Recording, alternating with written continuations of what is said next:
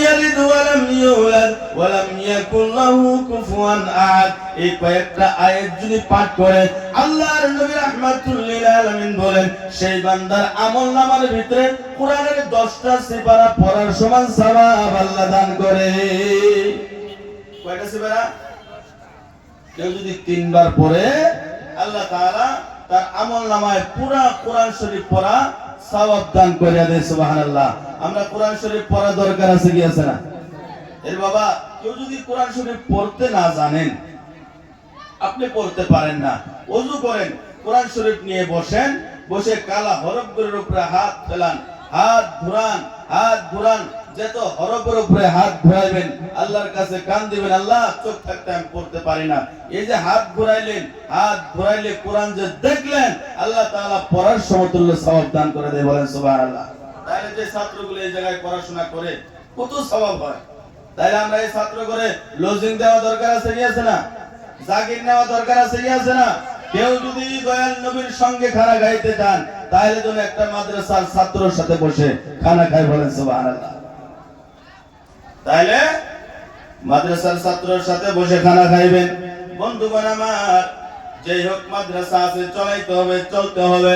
এই দুনিয়া শুধু আপনার জন্য একাই নয়, এই দুনিয়ায় চিরস্থায়ী নয়। এই দুনিয়ায় একদিন আসছেন, একদিন আপনাকে যাইতে হবে।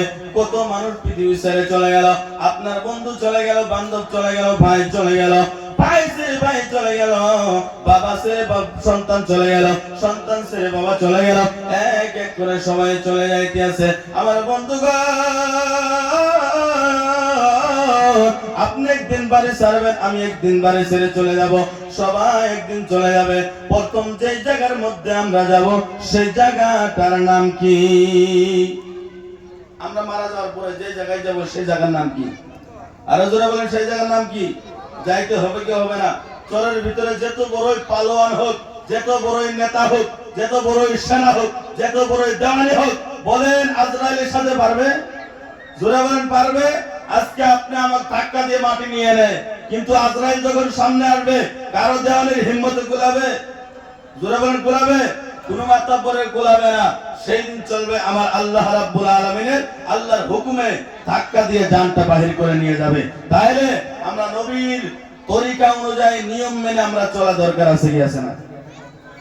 আমার ভাইরা বাবারা, আমার বন্ধুগণ, আল্লাহ নবী রাহমাতুল লিল আলামিন, নবী আখির নবী, আমরা আখির নবীর উম্মত। বলেন তো বাবার মসজিদে যাওয়া দোয়া কি? অনেকদিন জলসা শুনলেন, এই জায়গায় আমিও কয়েকবার 3-4 বার আইলাম। আজকে আপনাদের কাছে একটা বস্তু আবদার করছি, বলেন তো মসজিদে ঢোকার দোয়া কি?